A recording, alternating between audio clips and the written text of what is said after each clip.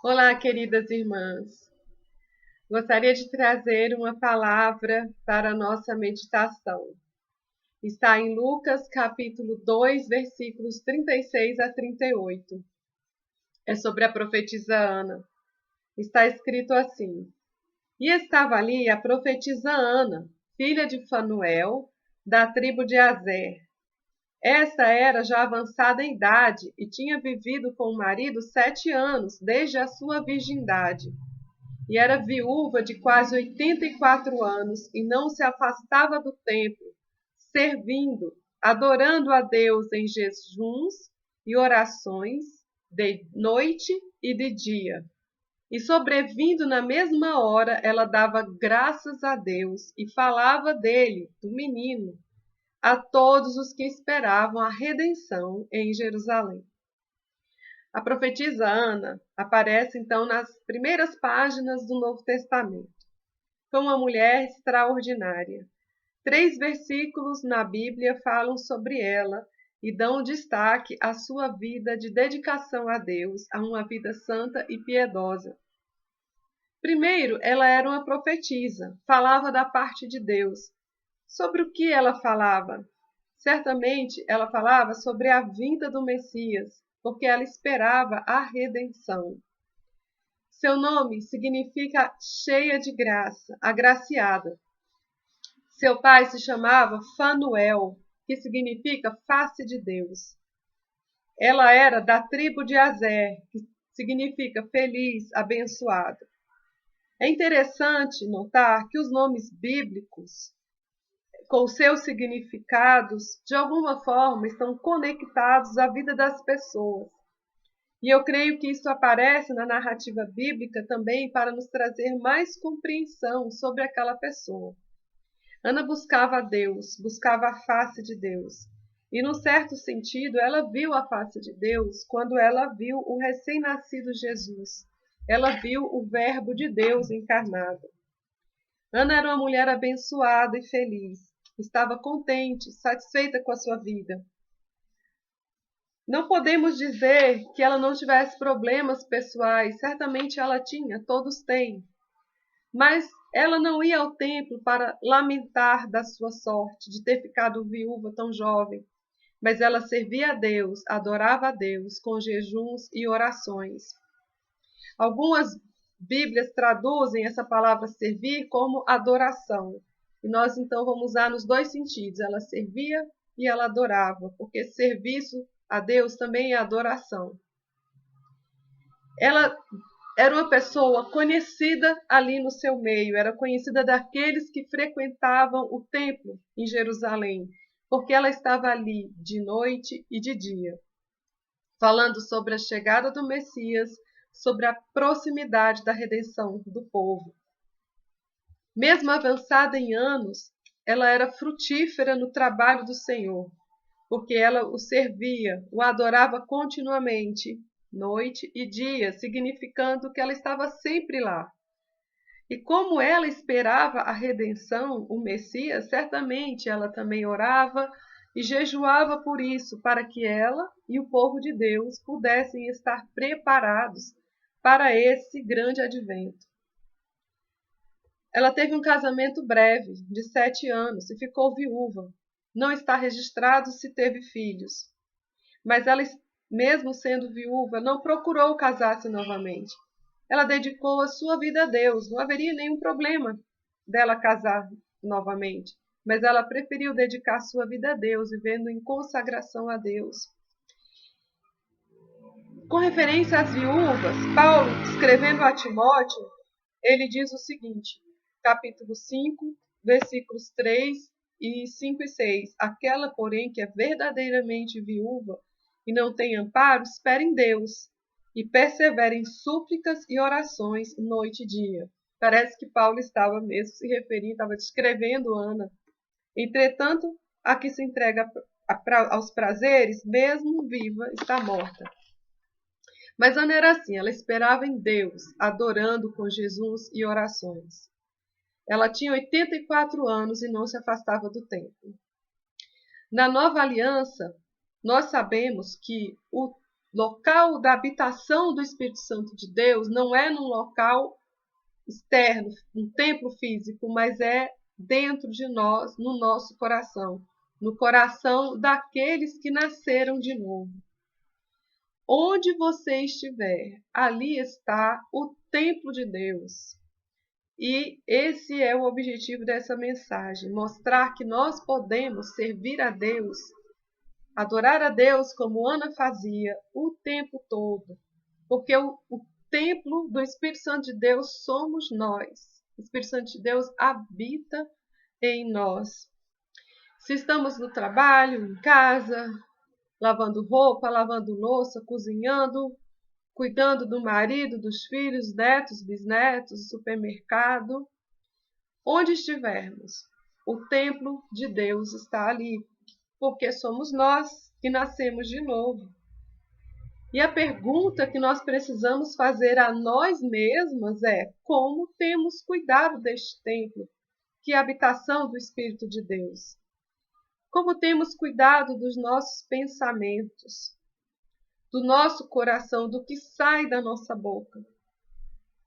Será se neste templo, que é a habitação do Espírito de Cristo, se é que nascemos de novo, porque precisamos nascer de novo para que o Espírito de Cristo venha habitar em nós, será se nesse nosso coração estamos dando espaço para a inveja, para a maldade, para as murmurações, reclamações, maledicências, fofocas, queixas uns dos outros, ódios, ciúmes? Quando nós pensamos no templo físico, na igreja que frequentamos, somos cuidadosos, por exemplo, com relação ao que vamos vestir, com o que falamos, as palavras que falamos. Até pensamos no que é apropriado ou não para estar ali naquele templo físico.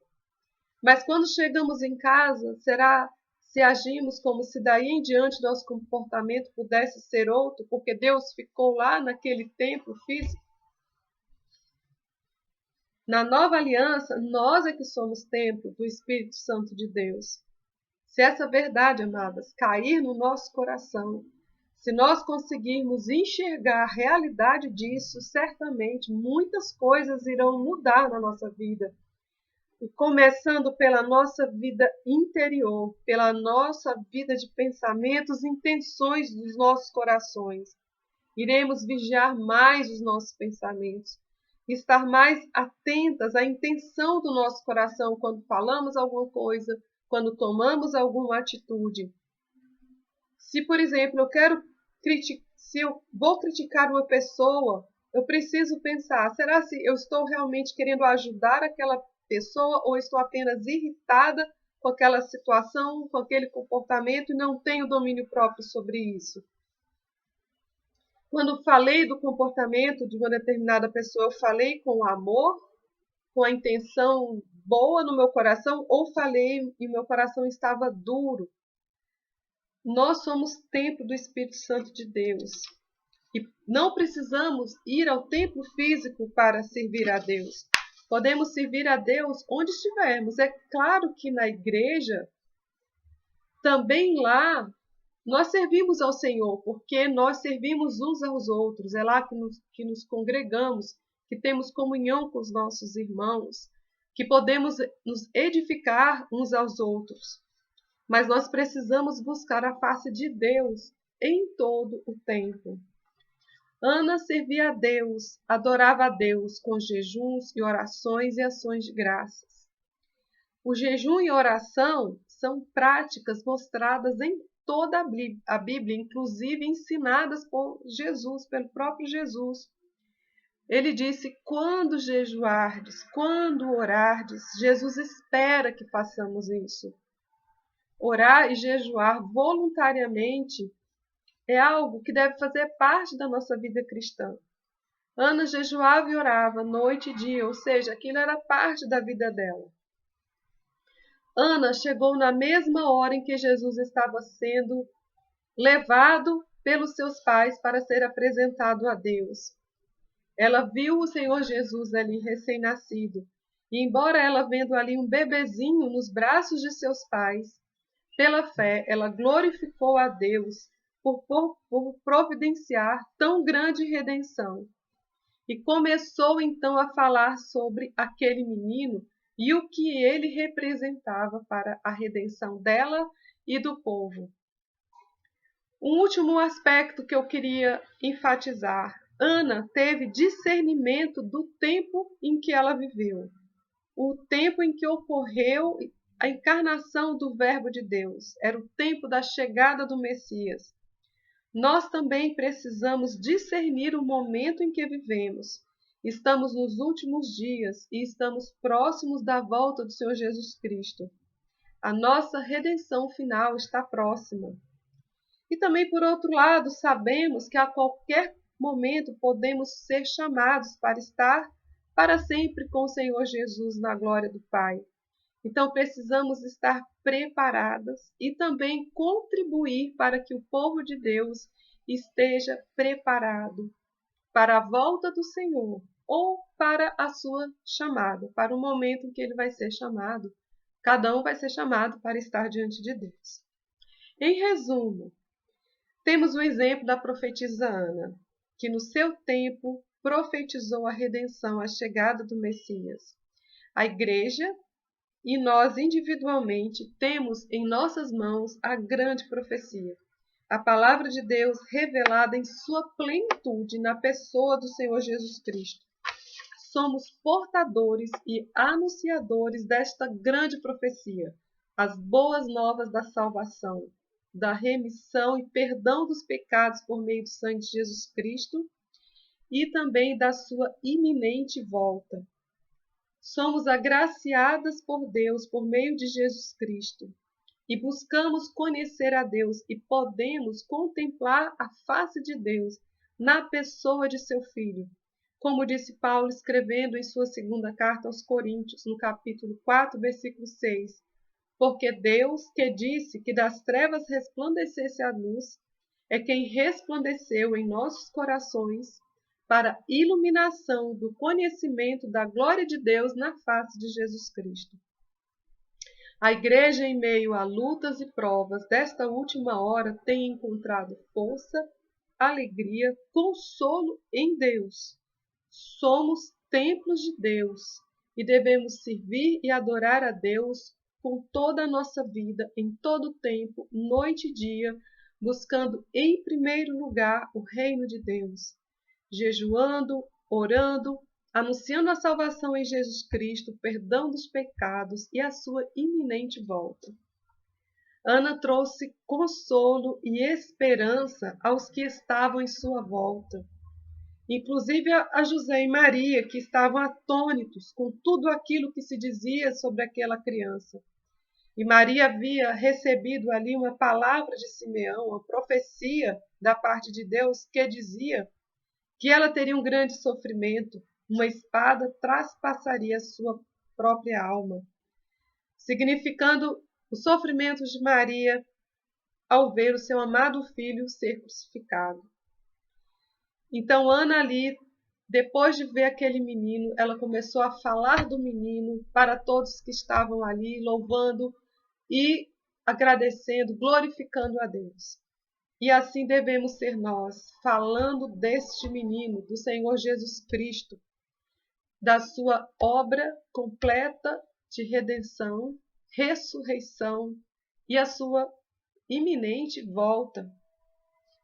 E o anúncio da igreja e aquilo que nós individualmente falamos uns com os outros tem trazido consolo e esperança para um mundo atribulado e pessoas desesperadas.